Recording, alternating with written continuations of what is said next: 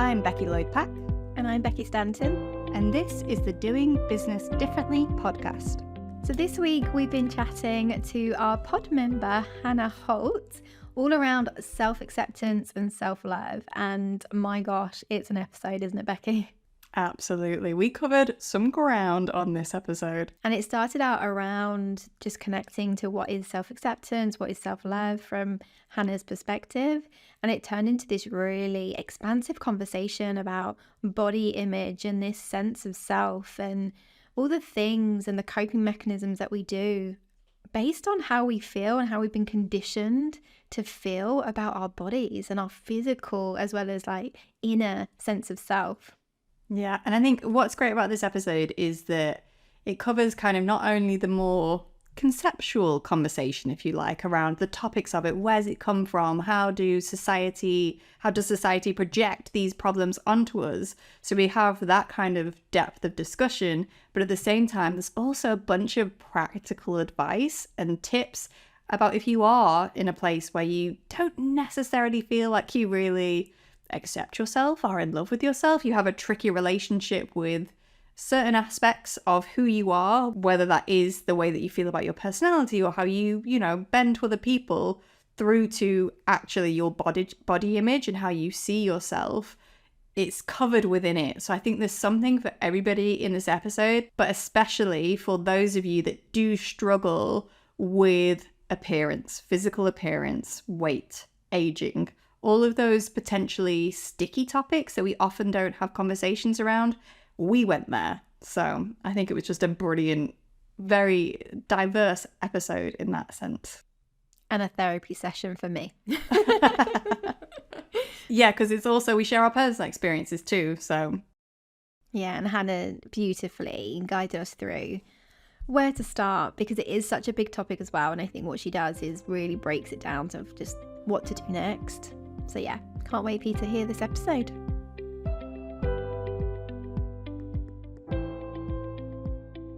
So I'm so excited to welcome you to the podcast, Hannah. Now, before we get into anything else, I would love it if you could introduce yourself to our listeners. Oh, thanks, Becky. It's wonderful to be here. My name is Hannah Holt. I'm a self-acceptance coach.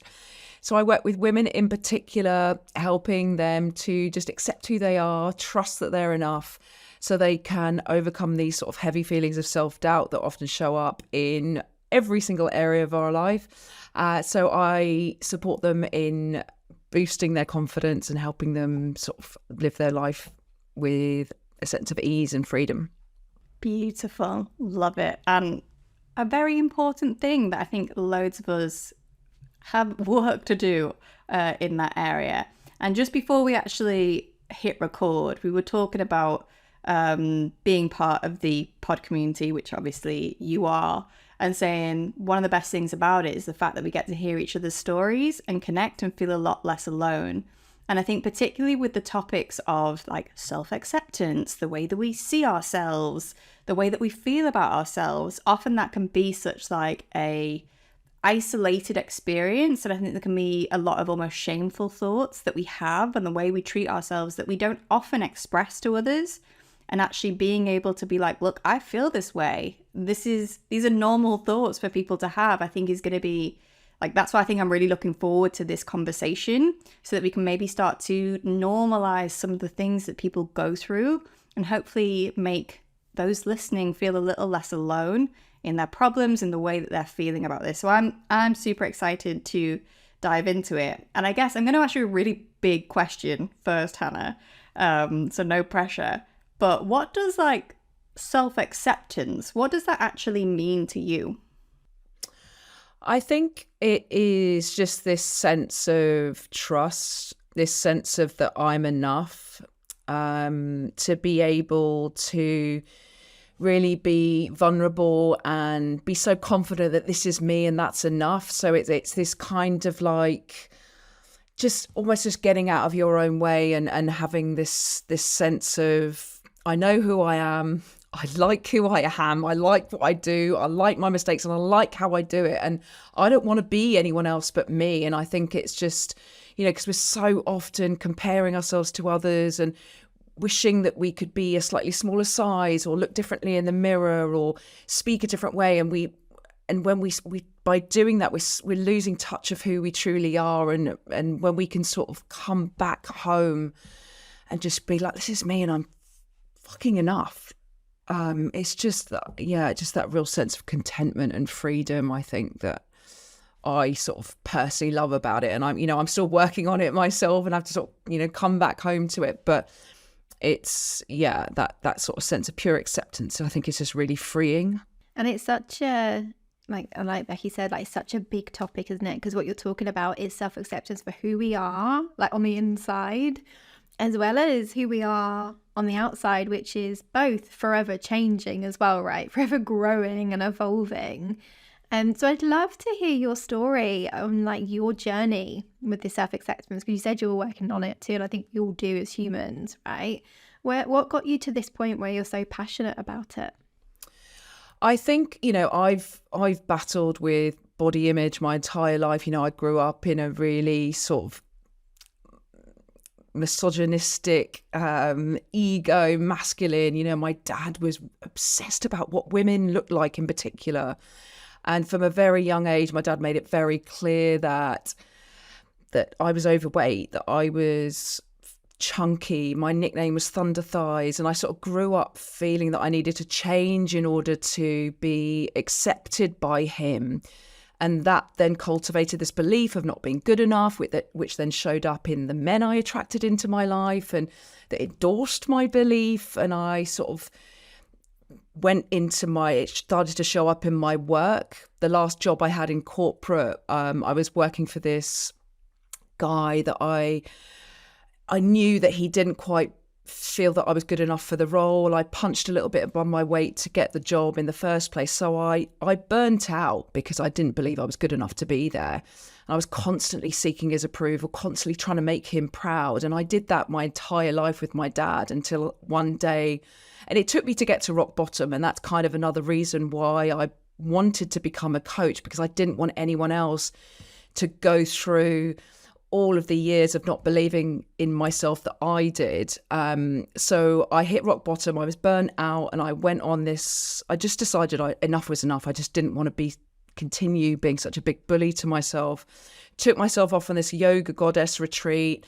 Started to the whole intention of the retreat was self-love. And for me, self-love was still quite far away. But, that's where I found meditation and gratitude and this sense of like just losing ourselves in yoga. And, I came back and slowly, I quit corporate, did my yoga teacher training, and managed to score a job working for a wellness startup. And within that environment, I started to share all of these little habits and all of my little rituals that I was using to continue to support myself. And everyone would look at me like I was the Dalai Lama with what I was just telling them, just these small little simple tips. And I just loved it so much, and how I was helping people, that I then sort of moved into sort of being a coach and doing my my coaching qualification with Jay Shetty, which was another sort of liberating, really amazing experience. So,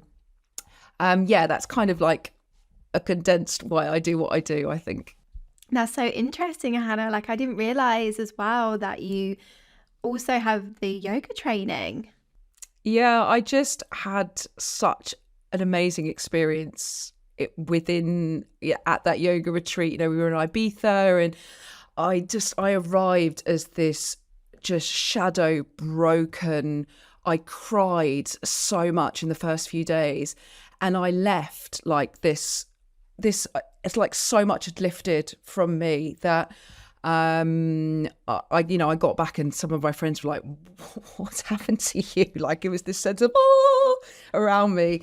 And I've always loved yoga. My mum got me into yoga when I was 18. We did like the I can't remember the name of the instructor now, but yeah, yoga videos at home.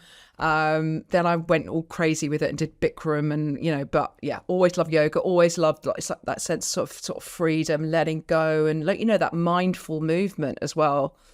So yeah, I think that's one of the beautiful things about actually your work as well, is that you have got so many different tools and modalities and things that you bring to it, all centered around this kind of idea of self-acceptance. So it's not just like self-acceptance is just doing this one thing. And it's something you actually mentioned that I want to pick up on, which is around like, it's the small daily habits. It's the small kind of rituals. It's those kind of things that you can do to support yourself regularly on this journey. And of course, we can have experiences like the retreat that you've just explained, which can be massive. And, you know, maybe sometimes we need those things to almost kickstart it. But I think there's something in there about being able to continuously support yourself. So I'd be interested to know if you got certain things that you do as you continue your own journey of self-acceptance to, just support yourself on that daily basis that maybe people at home listening could try as well. Yeah, I mean, 100%. I often talk to the women that I work with of this, I think there's this whole perception that we've got to meditate for half an hour, or we've got to go to the gym for an hour, or, we've got to do all of these things. And if we don't have enough time, because time is the biggest barrier, right? That's what so many people come to with. I don't have time to meditate. But ultimately, you can just do this in a couple of minutes, just taking a few deep breaths, hand on your heart. I'm safe, I'm loved, I'm okay. Like, even just those simple words. I often just put my hand on my heart and just say, thank you. Thank you, thank you, thank you, thank you. And then as soon as you start to say thank you, you start to think about, oh, actually, I'm thankful I woke up this morning. I'm thankful for my morning coffee. I'm thankful for, being here with you lovely ladies. So the simplicity of just gratitude has helped me so much. Even before, when I was in my rock bottom, I would often say to myself, I will be happy when. I'll be happy when I meet someone. I'll be happy when I get a job. I'll be happy when I get married, because of all these, things that we think that we need in order to be accepted or feel like we've made it. And that I'll be happy when, you're pushing it further and further away. So if you can come back to this sense of, I might be really, really struggling right now, but I'm here. I woke up this morning. I've got a roof over my head. I've got running water from my taps, and connecting to that gratitude, because the more we ask our mind to focus on what we do have rather than what we lack, we start to notice more of it. So, we have way more control over our mind than we really give it credit for. So just the hand on heart, few deep breaths, I'm grateful for, whether you say it in your head or whether you journal. Journaling has been a big thing for me as well. But a lot of these things you can do in less than 5 minutes. I've just gratitude, meditation, journaling, breathing, and then some movement as well. Just even if you don't have time to do a workout, just get outside for even just 5 minutes, breathe some fresh air, go and touch a tree. Like, there's so much calming benefits from nature that, again, like, some of us don't realize that a walk in the park and looking at a tree is going to help lower our stress levels. And they're all free, right? Yeah. They're all accessible. Well, most are accessible depending on your capabilities, but yeah, really beautiful. And I feel like my personal journey with self-love and self-acceptance mirrors yours a lot. And I also had like a similar rock bottom and mine kind of manifested in, I was masking a lot. I was trying to fit in. I was almost like, there was one point where I thought, I've got so many different personalities. Like, I'm a different person with different people. Like, I'd lost myself completely and I didn't know who I was anymore. And it almost manifested in, I had to do these external things in order to fit in and to find my place. And you're still on that journey now, right? Coming back into authenticity. I feel like that is the purpose of life, right? To be more us and like deepen back into more of us and share that externally. But what would you, if I was like a client, like if someone else is feeling the way that I had been feeling, conditioned to just not have a sense of true self, and what would you recommend? Like, what would be the path that you'd direct me on? I think it would just be like reminding you of, all of the value that you do bring, all of your strengths, taking yourself back to a time where you felt really, really confident. What were you doing? And maybe it's not even something at work, but it could be, I feel really myself when I'm with my friends. Okay, well, why is that? Is it because how do you feel when you're with them? When you feel safe, you feel supported, you feel like I can be me. So how can you bring some of that sense of ease and support into maybe a work environment when you don't feel as confident? So I think it's just reminding you of, where do you feel that sense of joy and freedom? Where do you feel at home? And then looking at how you can bring that into an environment that you might be struggling with. And I think from my perspective as well, like it's also the coping mechanisms of what you do when you don't feel that love for yourself. Like mine was alcohol, right? When I was drunk, and it's even like drunk Becky, like people know there was drunk Becky and then there was other Becky, because it had a whole little like personality of its own. But that was when I felt most free, because all the inhibitions had gone. I could actually be myself. And so that became a coping mechanism, that actually when I drink, I'm more me, because I didn't have the confidence or the ability or the knowledge of how to allow that me to show up normally when I was trying to be good at work, when I was trying to be a good friend, when I was trying to be a good sister and a good daughter. Like that, they were all masks that I had to wear because I didn't know how I fit. But drunk Becky was incredible. It was so liberating. So I feel there's a lot of coping mechanisms that come attached to this, right? Of how you can be more you and like appreciate you. Yeah. I think it's also the pressure that we put on ourselves, that we need to show up in a certain way in certain situations, but that pressure is all us, right? No one cares what, you say in most situations. No one cares how you show up because they're so focused on what's going on with them, right? So it's kind of like this pressure that we're creating on ourselves to be a certain way is just all us. So when we could sort of, again, connect to that and trust that we are who we are and we are enough in any situation, and just being us is enough, then, I think starts to build that sense of confidence. Yeah, I think there's like a real thread here of like listening to it. So much of when we're talking about like the self-acceptance, so much of the resistance is often based on how we think others will perceive us. And so we are basing our level of acceptance based on our perception of others' perception, if that makes sense. So it feels like there's so much that is actually, when we're thinking about self-acceptance, we're not even really that focused on the self. We're way more focused actually on everybody else and what they're doing, as opposed to actually coming back home and going, let's really think about, who am I? Is this good enough for me? Is this how I want to be in the world? And that's where I think the comparison thing as well, like I still experience comparisоnism a lot, particularly in business. It's something that often I can slip into it without even realizing. Then I go, oh, why do I feel like suddenly like I'm not good enough anymore? Because I've been looking at someone else. That's why. So for me, it's often when our perception shifts away from the self and away from like our own internal measure of whether we feel like we're living the life we're meant to live or whatever, or, expressing ourselves, or however you personally want to judge that. It's when we start to look elsewhere that the issues come in.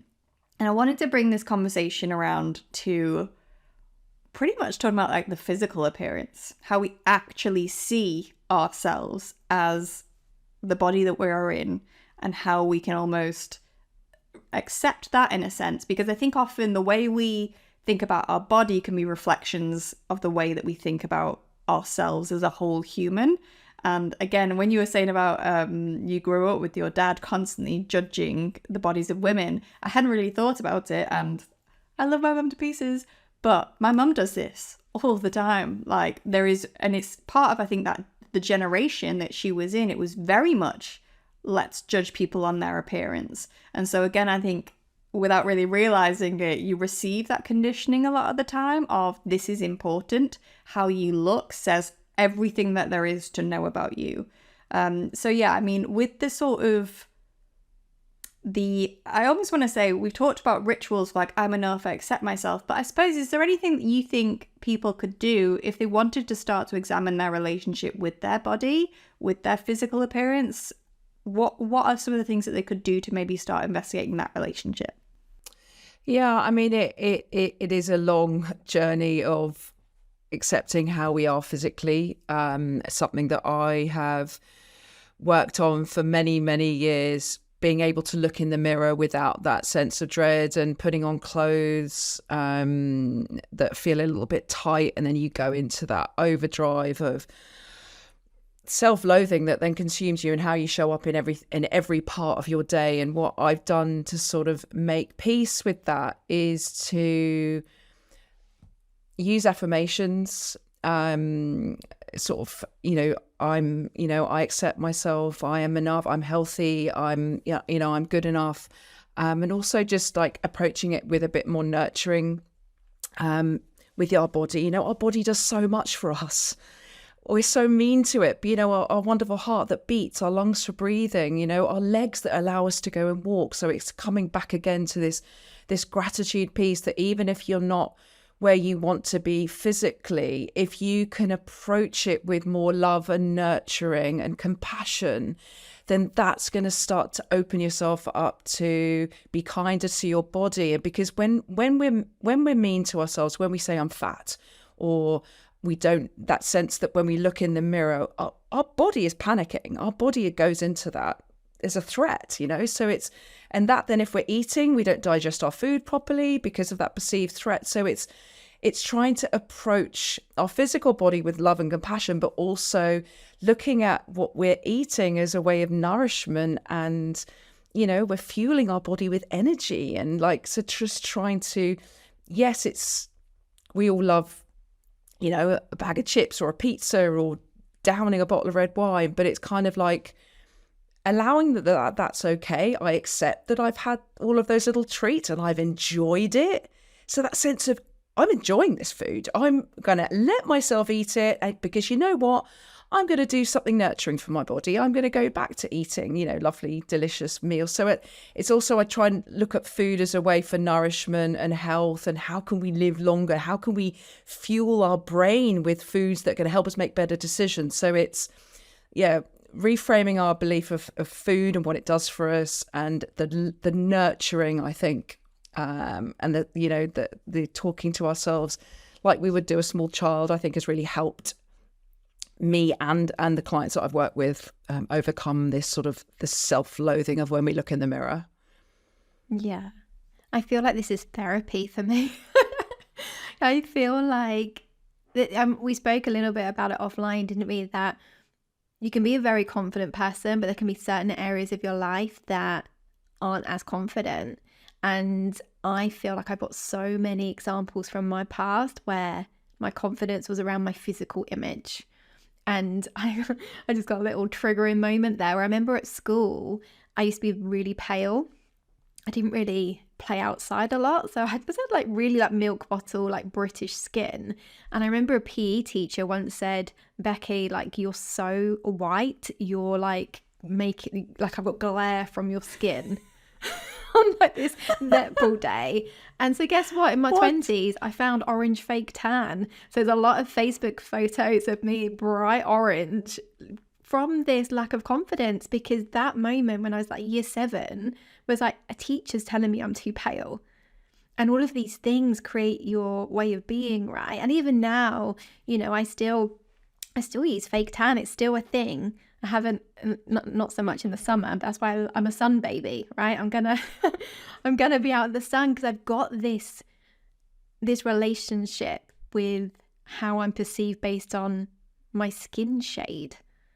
And I'm sure, does that come up a lot with your clients? Do you see a lot of these old triggering stories that really shape how they see themselves now, even though on a spiritual level, I'm so much deeper into myself that I have this belief that I am not my body.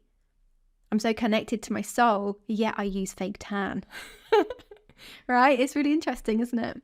Yeah, it's amazing how that one little comment that then is endorsed by someone else, and then it gets bigger and bigger and bigger, and it even for me, that reminder of my dad's saying that I was big, and I was a bigger child. And then my mum would say, but no, she's just athletic, she's just big boned. And then this, at sports day, I was always like, my sports kit was always slightly too tight, and my thighs used to rub together. And that then, every time I went on holiday, I'd panic about shorts. Like, shorts for me is like the fear of God until, probably 5 or 6 years ago, I could start to wear shorts with confidence. But even, the slightest thing, the slightest comment brings you right back to where you were again. So it's, even now I've done the years and years of work about accepting my body. Like even yesterday, I felt my leggings felt a bit tighter than normal. Couldn't stop thinking about it. And it's like, so it's amazing that, that's why we are always this continual work in progress, right? So a lot of people think, if I go on this 2-week retreat, I'm going to be cured, but you're not. It's kind of like these little things are going to crop up when you are not feeling in your, in your best. But it's kind of like, okay, you know what? I'm feeling a little bit tight in my leggings. That's okay. It'll pass. Like, this too shall pass is like one of my lovely little nuggets. Yeah. And this is temporary, this feeling of loathing and giving ourselves cycles, right? Our weight actually fluctuates on the daily, like in a month, right? Yeah.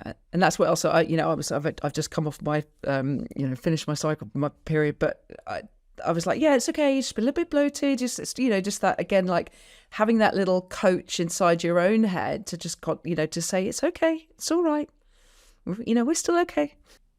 Oh God, it's funny, I can feel within me this like slowly building sense of rage because like, why have we lived in a culture that is just so obsessed with women's bodies? Like, if you think, because I feel like so much of the way that we feel it's been external messages, 100%, right? Like, it's external messages. And I think particularly if I think about like 90s noughties culture and the way that women have been treated in the press and continue to be treated, but I personally feel like we see a lot more self-acceptance in the mainstream now. But I think for women of a certain age that grew up surrounded by so much obsession with, I remember when it was like the size 0 thing, and that was like during my impressionable years where my body was changing and suddenly it was size 0 is the thing you have to be. And then it was like, oh, now the big arse has come into fashion. And it's this constant like changing of standards that we then have to try and fit to make ourselves feel okay. And what I think, like, for me, I didn't realize it for so long. I didn't realize actually the scenario that I had grown up in, because for me, that's all I knew. So it was normal. Like, yeah, but then when you start to go on these journeys and you realize, like, can you all just like stop obsessing over what body shape I am? Because even like, it's interesting listening to you, Hannah, say, oh, I feel a bit tight, but it's okay. But it's like the fact we have to coach ourselves is ridiculous, because it's like, so what if they're tight? Who gives a crap? Like, yeah, my leggings are tight. Deal with it, babe. Like, yeah, it's so fun, and it's so annoying that we have to do the work because of other people's shit. So I'm just here like, God damn it, can we all stop obsessing over women's bodies, please? Like, not us, because we need to, obviously it shows up in so many ways. It's more like external culture. It's the patriarchy. Can you just leave us alone to be whatever shape we are? Like, for goodness sake. Yeah. But to be fair as well, like, it is like men as well, right? The muscles, like the particular, like, I feel like it is just, there's so much attachment to body. And I do feel like I'm really curious around like surgical enhancements and like botox, because like on one level, I kind of think, if I am not my body, do what you want with your body, right? If we are more than this physical thing, and like, as some people say, this is just bags of skin, however great that sounds, do what you want with it, right? If you want to change your nose, change your nose. If you want to put all this stuff in your face, go ahead. And on the other sense, it's like, but are people's intentions for that because of the not enough-ness? Are they actually doing it playfully because they think, you know what, I'm going to get covered in tattoos because why not? YOLO.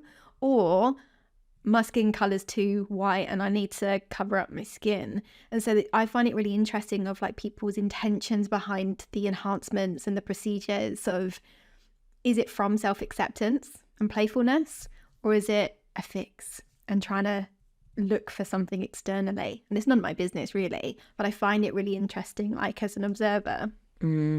Yeah, I mean, I think it's definitely the latter, that we're doing it because we want to try and fit in, or we want to try and look a certain way. And if we get, I've gone through Botox, I've gone through hair extensions, I've gone every single diet on the sun that I've been through, and also eating disorders. And it's kind of like, we feel like if I always thought if I get to a size 10, I'll be happy.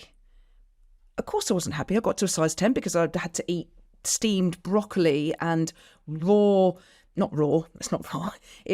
I used to buy the turkey breast from Marks and Spencer's because turkey was the leanest meat, and boiled broccoli. That is what I would eat. And of course I shrunk down, but I was miserable because I couldn't eat anything. And then I'd have the fear of God in me that every time it came around to Christmas or a party or any time that I was going to put on that weight, I go right back down round again. So it's kind of like, yeah, like going back to your original thing about, the society expectation of why we want to change. I think it's coming from a lack of not being enough. And, it's sad that we put ourselves through that, because even if you get everything that you possibly can, you throw a fortune at yourself, you're probably still going to want something else in order to get that fix of, okay, I can accept myself now. Yeah, and I think particularly the time of year that this episode is coming out, January, we've just had Christmas, and I feel like I've got to say this.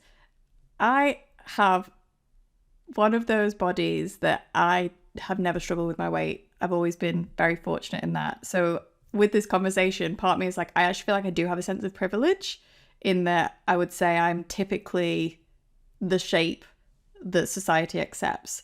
So I took, like, me getting on my soapbox is like, but at the same time, I know I don't understand that on a real personal level because I've never really experienced it. And I really noticed it actually with me and my husband, because he is somebody who, he will say he sniffs food and he puts on weight. So he has to work really, really hard to remain a certain weight. And I know he has, I speak on his behalf here, but I know he has a bit of a relationship with food, with body image and all that kind of stuff. And I think it's almost an interesting question that maybe people at this time of year, that maybe every time January comes around, they think, okay, what diet am I going to get? How am I going to change it? How am I going to shift the weight? Maybe there's something here, even with the work that you do, Hannah, about actually, instead of putting all this energy and effort on your food that you're eating, actually, can you start to maybe address some of the root causes about the mindset? So it's such a tricky issue, and I just think it's maybe quite timely for people right now. So is there certain things certain questions that people could ask, or a certain level of self-inquiry maybe, to start to get to the root of some of these issues that, I'm thinking of someone listening right now that's going, oh my God, yes, this is so me. Oh, I've never really thought about this before. Is there some questions they can take to the journal to start to reflect on that you would maybe suggest, or some things that they can start to think about if they wanted to try a different approach? Yeah, I mean, I think we, the reason why I'm talking about doing my next body acceptance workshop around about that mid to late third week of January time is because there's actually Strava data that comes from the gyms, is that there's this massive spike come 1st of January, and about third week of Jan it completely drops off because people have set high expectations that they want to lose 2 kilos this year, and that they go into the gym and they think they've got to spend hours there, and then of course they get tired because we're already busy, we've got so much going on, and it drops off. But they're also coming at a place of not really knowing why they want to lose this weight and how losing this weight is going to make them feel. So I think it's, if you are thinking about going on a diet, or you are already on a diet because we're, in January, then how do you want to feel by losing this weight? Is there a reason, what's the bigger pull? And what do you think is still standing in your way of living this life where you're, at a place of accepting your body? Because if we can connect to the feeling of how we want to feel, then that's going to, it's going to give us more confidence in order to connect to that feeling. But it's also like asking the question first and foremost as to why you want to go on this diet. Yeah, I think that's a really beautiful reflection, isn't it? And I feel like also it applies beyond weight as well. I think there's like the aging woman. And I don't know if anyone's been following like the Sarah Jessica Parker discussions, you know, where she's chosen to age gracefully and then she got criticized that she looked too old to be on screen. And it's the same conversation like Becky said of like just more judgment on how someone looks and what the shoulds are and what's acceptable. And I feel like these conversations as well like really do apply for business owners who are more visible, right? And I support a lot of business owners around their business and visibility comes up, and for a lot of people with the visibility fears, it's to do with how they perceive themselves physically. And it's not always weight, it can be all these different things. But I feel like that acceptance is a really important, you know, part of the process so that you can just show up as your authentic self. Because I think there is this kind of myth or assumption that the prettier and the younger you are, the more successful you are on social media and business. You know, there might be that, oh, she's doing well because look, she's just naturally beautiful and she's gorgeous, you know, and then I'm not. So then, you know, and all of those stories. Do you see that correlation with people in their careers of how they perceive themselves? Yeah, I think it's, you know, you can tell when someone's being really authentic and when someone's being really true to themselves. There's that, I think I don't know, there's just something that we can sense that, you know, because I think we migrate to someone who is just being, this is me and this is who I am and I'm here. So I think it's also a sense of like a reminder of the fact that we worry so much about what other people think. We worry about whether people like us. And I think there's this sense of wanting to control everything, that if we look a certain way, if we say certain things, then that means we're going to get more likes or that means we're going to get more business. But ultimately, you know, everyone's more focused on what they're doing first and foremost. But if you can sort of come back to this sense of just trusting that you are enough, as hard as that can be, because, you know, if you don't accept what you look like, or you think that you need to dye your hair, or I think there's this sense of that the only person that really cares is you, and just reminding ourselves of that. Yeah, and you know, I think what I'd also add is find yourself a community that will reinforce it for you, because it's easier to root for yourself when you have others rooting for you as well. Sometimes we can sit there and be like, I'm enough, I don't need to dye my hair, I don't need to do this, and yet it can be hard to hear. Whereas actually I think when you have others that are like, no, we've got your back, you are beautiful, you absolutely can do that, I think that's like a really important thing to do. And also, again, I kind of share this, like I said, from a somewhat privileged position in my relationship to my body, but I imagine, because it's what I do with business, I'd imagine almost like, look at what you're looking at. Almost, are you just following people that only look a certain way? Are you just actually only feeding yourself a diet visually of people that have perfection? Are you following people that are body positive? Are you following people that show up without makeup, without filters? Are you like, what are you actually, what's the message you're sending to yourself by the people that you choose to follow? I think that's probably something that, you know, we could probably all be a little bit more mindful of in all aspects, but particularly the visual one. And also, I also feel like I have to say, I do actually think there is a pretty privilege that exists in business, particularly on social media. And I do think that is one of the things that we don't really talk about so much, because then it's like, so are we calling other people ugly and certain people not ugly? But I do think, generally speaking, if you do look a certain way, it is easier because you're unlikely to get as much hate. And I speak about this from a perspective of, I'm sure those that are non-white have a lot more to deal with in terms of the generational trauma that they've experienced, their lived experience as well, that actually sometimes it really doesn't feel safe to show up as they are in their body, because there are very different circumstances and realities where it hasn't been. So it's finding I guess there's almost a sense of like accepting what your situation is within it. What are you having to, like, what's the whole mountain that you're having to climb here? Because we don't all have the same mountains. We don't all have the same levels of resistance because of the bodies that we were born into. So almost like, don't compare yourself to somebody who is, you know, because I can sit here and say, I don't show up without filters. I haven't used filters on Instagram for years. I show up without makeup. But then I would argue, it's accepted. The way I look is generally accepted by people. Don't really have anyone messaging me going, oh, you're ugly. Oh, put some makeup on. That's not a conversation that I've ever been exposed to. So it's a lot easier for me. So I guess it's just like within it, whatever circumstance you're in, honor your own circumstance and don't try and compare it to anybody else's journey or think, well, look, she's just doing it. She's just showing up. Like, we all have different battles. We'll have different demons that we are, fighting against, and putting yourself in a community where you can see those different perspectives and actually realize you're not alone in it anyway.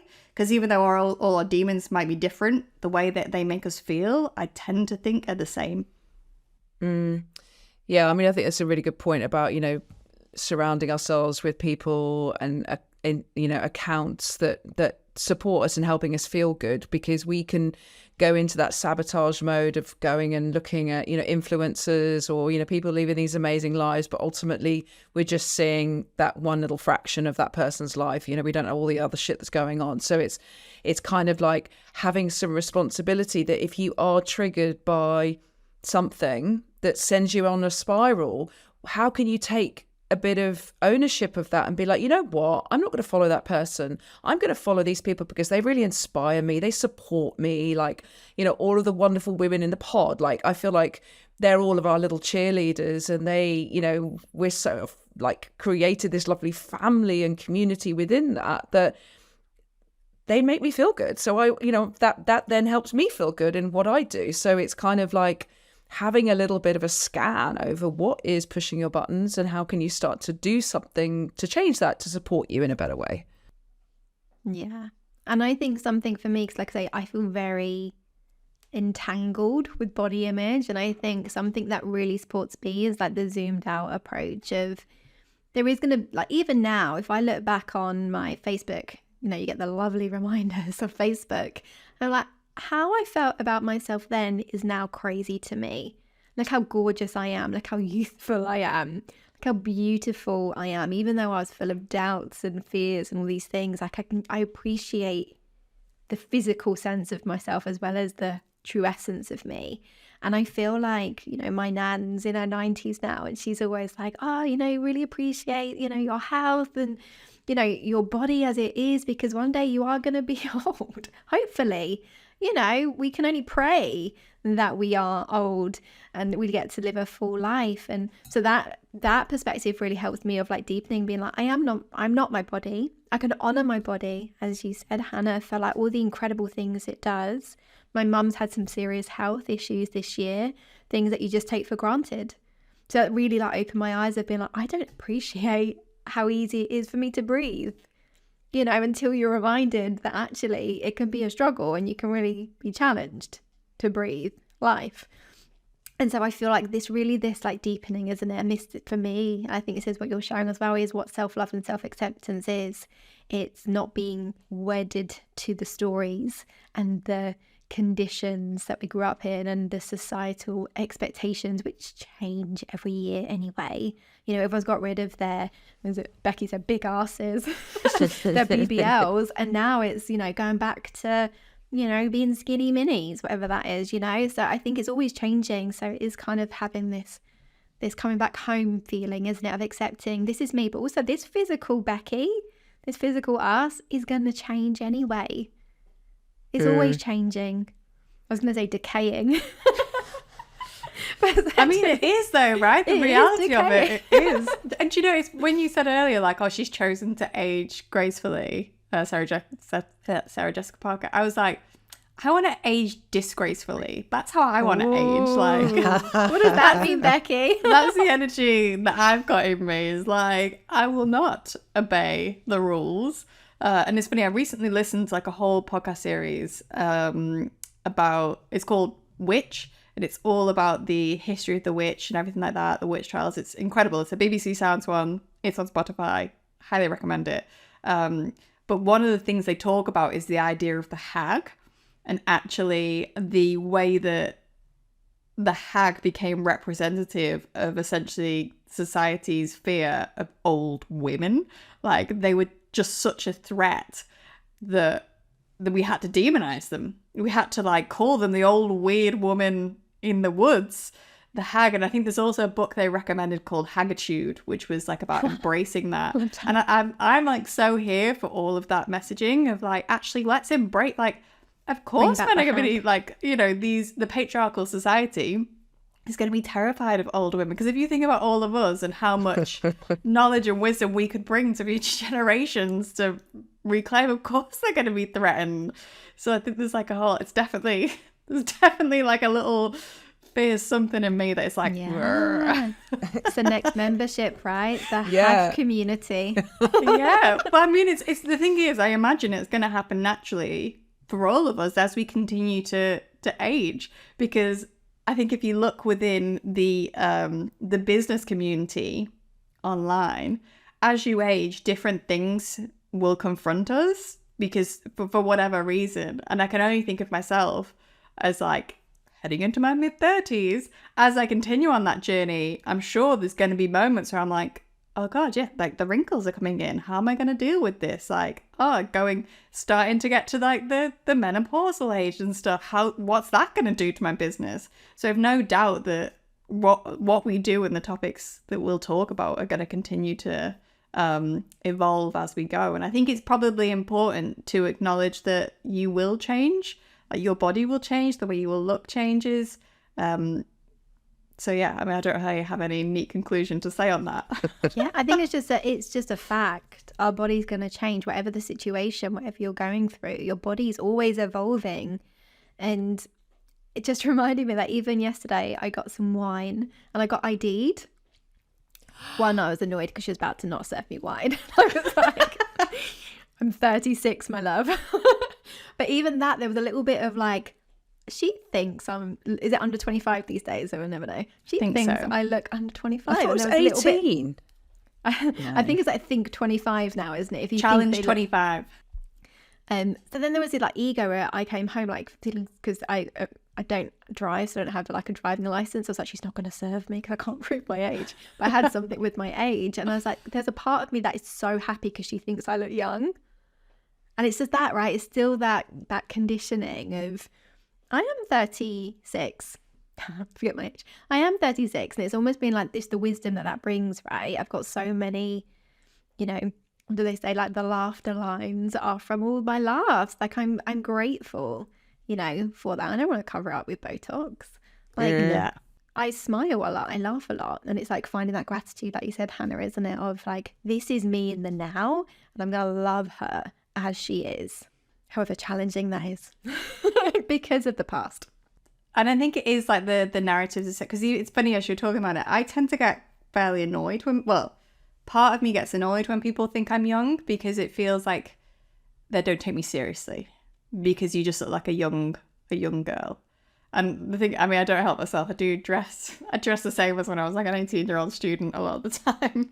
And I worked in an industry that was basically you didn't see sunlight. So I've been blessed with skin so far because I didn't have any sun exposure to damage it. But there's part of me that's like almost resents the youngness because I want to be taken seriously. And then it's like, oh, only women that look older are taken seriously. But then that's such a fine line, because then you're too old and suddenly it's like, oh, she's now just a crazy old woman. It's just, you can never win. Age. I am not my age. I am not my numbers. True. And also today's the youngest we will ever be. I'm 43, ladies, so suck it up. I was going to then say something about, see, it's so like, I was about to say, you look great. You look amazing. You don't look 40, like, what does 43 look like? It's just so conditioned in our brain, isn't it? To be like, you look great for your age. Like, what does that even mean? To be fair, that's one of the things I think I love about the pod as well, is that we do have an age range. We have a lady who's like early 20s, and then I feel funny about like naming people's ages. Like it says so, like it means something about them. But we have such a like a breadth of experiences, I suppose, that it enables to get multiple perspectives. And again, I think just even bringing this conversation up and really just showing that it is something that is present with us so much of the time, even if we don't consciously realize it. Actually, so many of these narratives about how we look, how we're perceived, can run our lives if we're not careful about it. So to sort of bring this to a sense of completion, what I'd love to know, Hannah, if somebody, again, has listened to this episode and they're like, right, that's it, I want to do something about it. Firstly, I'm going to say they should come and follow you. They should definitely check out your workshop. I'm going to say those bits for you. We'll make sure the details are linked below this episode. But is there just something that you would recommend? And you may have already shared it with us, but just to kind of put a little bow on it, if you like, what do you think, what would you recommend somebody start to do or to think about if they want to really move into an area of self-acceptance? I think a big thing for me and a lot of the women that I've worked with is this sense of, we think we should be at a certain point in our life by now and we should have achieved this and we should have that, and there's this feeling of I don't have that, so I feel stuck. And this feeling of stuck is sort of the way that you can sort of try to support yourself in that, is to trust that you are meant to be in this moment, to trust that you are learning something new, or you're becoming more resilient in what you're going through. Because when we are in this sense of heaviness, or we feel like we want to change something, if you can just be in the moment, and this present moment here right now is kind of the only moment that we have any little bit of control over. So it's you know, if you are struggling at the moment, just take each day as it comes.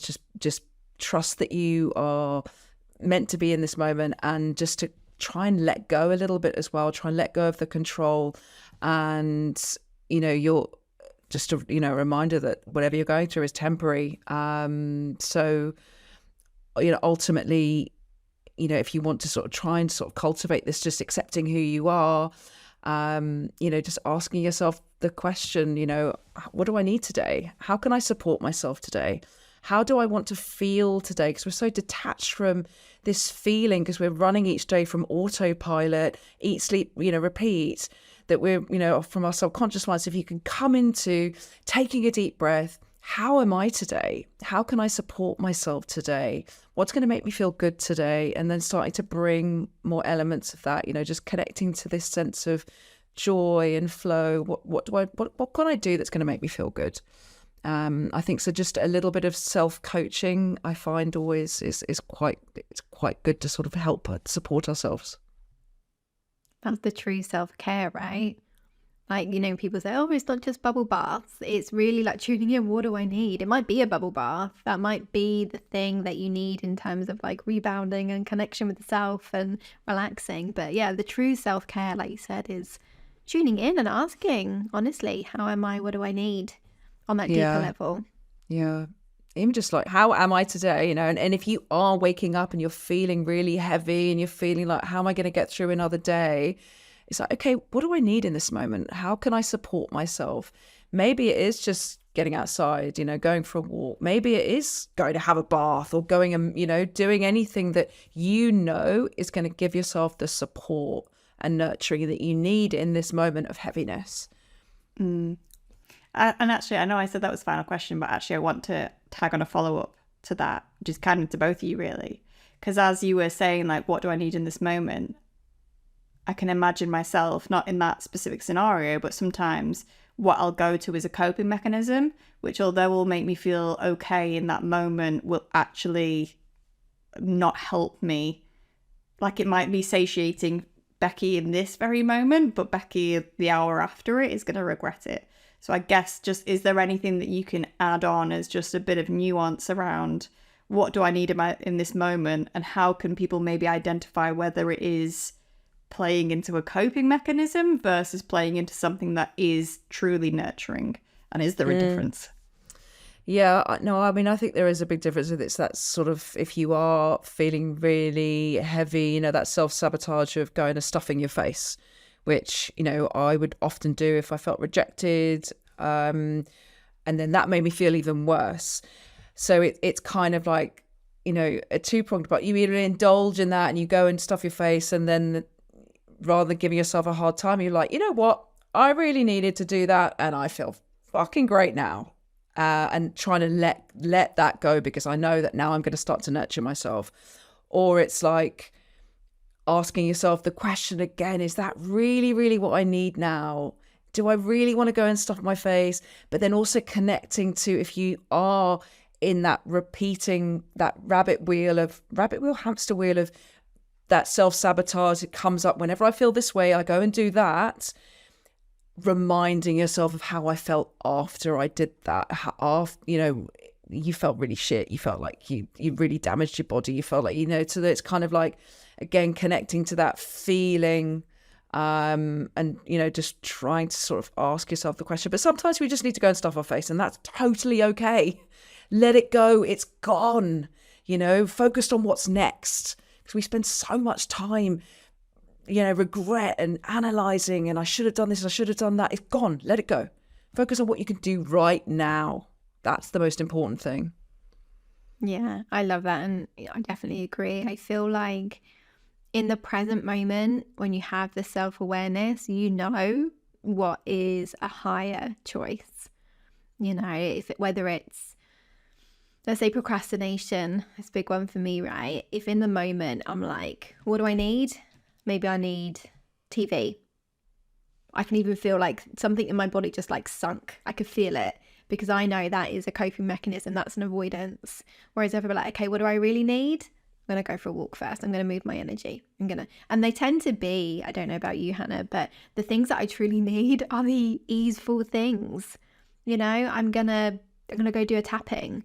I'm going to go move my body. You know what? I'm just going to do a 5-minute yoga practice, just to connect and be present. They're the things we need. And when we're aware of what the coping mechanisms are, and they tend to be the automatic habits, when we have the gift of presence in the moment, the awareness, that's when you can break the pattern through the conscious choice. And of course, I know we both believe as well, Hannah, about like healing the roots as well, like what's creating the need for that coping mechanism. But there's power in the present as well to make new conscious choices. And you feel it in your body, whether it's an expansive thing or whether, like, I genuinely felt it then. I had this sinking feeling in my stomach, being like, oh no, I'm just going to sit in front of the TV. But in an hour's time, I'm still going to have the same question of like, what do I need now? TV, or actually do the damn thing. Right? Yeah. Awareness is such a big thing. We cannot change what we're not aware of, but that does take practice. But a quick way to bring yourself into the present is just to take a deep breath, to come back into your body. And sometimes, we do need to go and watch an hour of TV, but then you'll be like, okay, I've indulged in that now, I've listened, and now I'm going to go and do something that's going to give me a little bit more support. I think there's a whole conversation which we've not touched on, which we can do in a future episode.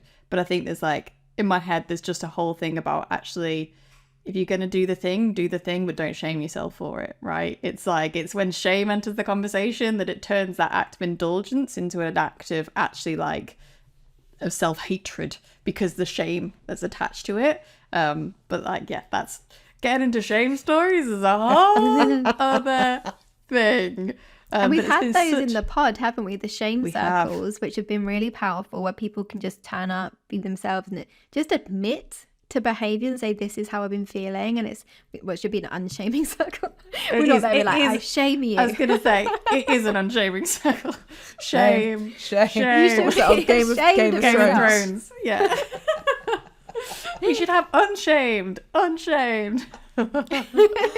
I think we need another round of unshaming session. It was really that was brilliant, that one that you did around shaming around money. It was money stories. Absolutely. Well, like I said, it's been an absolute pleasure to have you on. I think these conversations are so needed, and often we can talk about I can sit here and say, I don't really struggle with body image, but actually all the things we've just talked about, I can apply to other areas of my life where I'm maybe not accepting that aspect of myself. So the relationship, maybe I can't think of one right now in my head. I'm just like, I'm amazing, screw anyone that thinks otherwise. But at other points, it's or I could probably say my bank account, right? There's areas where I'm like, oh God, that feels touchy, and there's like an element of non-self-acceptance there around the person I am that's made that a reality. So I just think there's so much within it that can be applied to so many different areas, which is why this is such an important topic for people to get involved with self-acceptance. What's your Instagram handle, Hannah? It's at Hannah Holt Mindset. Amazing. And like I said, we'll link everything below as well. But yeah, such a pleasure. Thank you for joining us today. Thank you. It's been lovely being with you both. Thank you, Hannah. Much love. If you enjoyed this episode, make sure you hit that subscribe button wherever you're listening. And if you're listening to this over on our Substack, we'd love for you to join the conversation and let us know your thoughts too. Likewise, if you actively want to explore what doing business differently looks like for you, then do be sure to check out the pod, which is our private community where we share a bunch of resources every month for you to play with as you define your way of doing things. Inside the pod, there's also a ton of live sessions held every month too. To check it out, just head to the show notes below where everything is linked for you to explore further. Thanks so much for listening. Speak soon. Lots of love.